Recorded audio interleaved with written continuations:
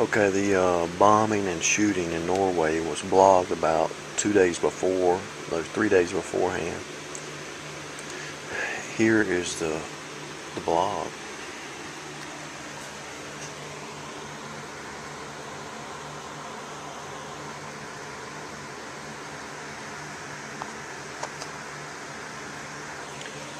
I'll put the link on the video. So evidently, and I saved a copy of this because they'll probably delete it, but this was 2 days before or 3 days before this bombing. You can see here, Russia Today on July 23rd reported the bombing. Friday's event was on the 22nd. This blog was written on the 20th. So it says a bomb ripped through Oslo's central government district Friday, killing 7 people. Police said, I'm going to go ahead and read this because they'll probably delete this. It's 2 days before it happened. Later, a gunman opened fire at a youth camp on a nearby island. One witness said he saw 20 at the youth camp, but police said they had no confirmation of deaths on the island. I've seen it with my own eyes. At least 20 people dead lying in the water. Andre Ski, S-K-E-I-E, 26, told Reuters by telephone. He said he had gone to Utoya Island with his boat to help people evacuate the island after the shooting. Police declined to comment on the casualties at the youth camp northwest of Oslo. State television said the man was arrested. The Oslo bomb blew out the windows of the Prime Minister's building, damaged the finance and oil ministry, scattered glass and masonry across the streets. A Reuters witness said he had seen soldiers taking up positions around the center of the capital, while police said they feared they might have big explosions at the youth camp. With police advising people to evacuate central Oslo, apparently in fear of more attacks, Prime Minister Jens told Norway TV2 television in a phone call that the situation was very serious. The police told him not to say where he was speaking from. It exploded. It must have been a bomb. People ran in panic. I counted at least 10 injured people, said bystander Vendum, who was leaving the area of the blast shortly after the bomb. The gunman, described by police officials as a tall and blonde, opened fire at the island of Utoya, northwest of Oslo, sending people scared and in terror. The target was youth camp of Stoltenberg's Labour Party youth section. There was a lot of shooting. We hid under a bed. It was terrifying. A young woman present at the island youth camp told British Sky Television. She said police helicopters were flying overhead. Daily News VG said in its website the gunman had been dressed as a policeman. Norwegian commercial broadcaster TV2 said several people had been killed in the spree. There was no clear claim of responsibility, while attacks appeared to bear hallmarks of an Islamist militant assault. Analysis said it was too early to draw any conclusions. NATO member Norway has been the target of threats for and its involvement in Afghanistan and Libya. The attack came just over a year after 3 men were arrested on suspicion of having links to Al-Qaida. Planning to attack car targets in Norway. It came in also less than 3 months after U.S. force killed Osama bin Laden. Violence or the threat of it has already come to the Nordic states. A botched bomb attack took place at the Swedish capital, and the bomber was killed. Denmark has received repeatedly threats. Oslo blast tore the facade of a 17-story central government building, blowing out most of the windows and scattering shards of metal and debris for hundreds of meters.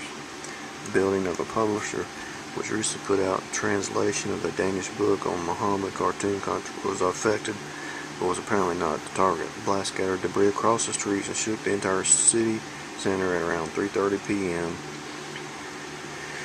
A Reuters witness saw 8 people injured, 1 covered in a sheet and apparently dead.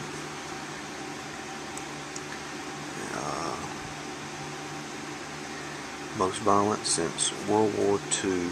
Madrid suffered an Islamist militant bomb attack. Commuter trains.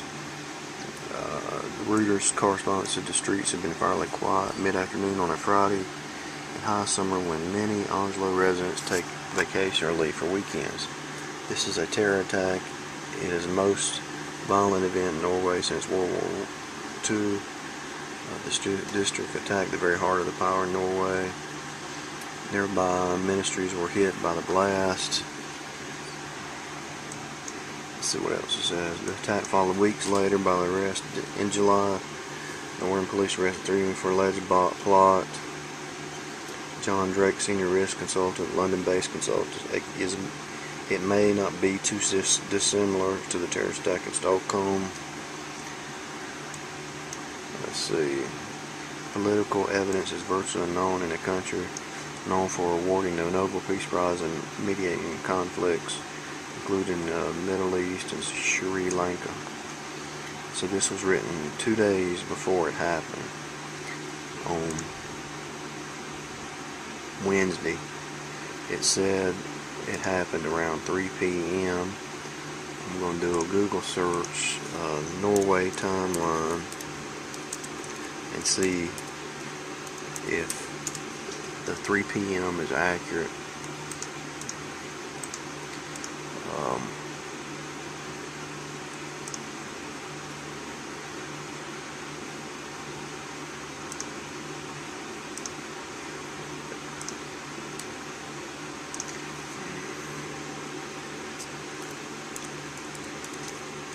What I'm doing now is trying to see if this thing was planned, because they said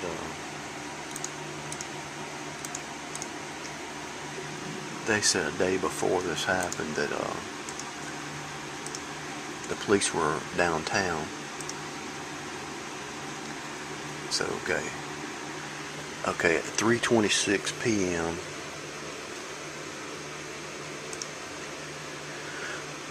bunch of pop-ups slowing me down. A car bomb exploded outside the Prime Minister's office. Around 4:50 p.m., vacationers at campground began to hear shooting across the lake. So 3:30, 4:30, an hour and 20 minutes. They receive a call at 5:30. So it took 40 minutes for them to get a phone call about the shooting. 8 minutes later, a SWAT team is dispatched.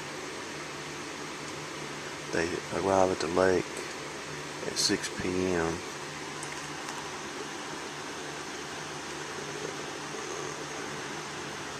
So it took them an hour and 10 minutes to get there.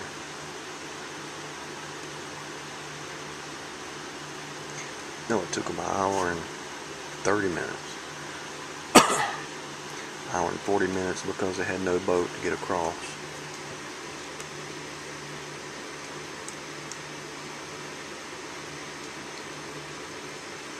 It took them 2 minutes to stop him. He put down the gun and surrendered to police.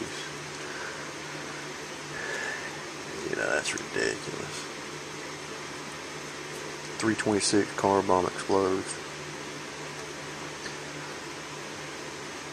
Vacationers at the campground at 4:50, 3:30, 4:30. Hour and a half later, 30 minutes later, get a phone call. 40 minutes later, they requested the SWAT team in 4 minutes. 8 minutes after that, the SWAT team's dispatched. Get there in 30 minutes. They arrive at the island. 25 minutes later, it takes 2 minutes to get him. So, you know, this whole thing looks a little bit. So this article said 3:30 p.m. Okay, blast scattered debris across the streets and shook the entire city at around 3:30 p.m. And this was written on July 20th, 2011, 2 days before it happened. So there you go. I'll put the blog address in there.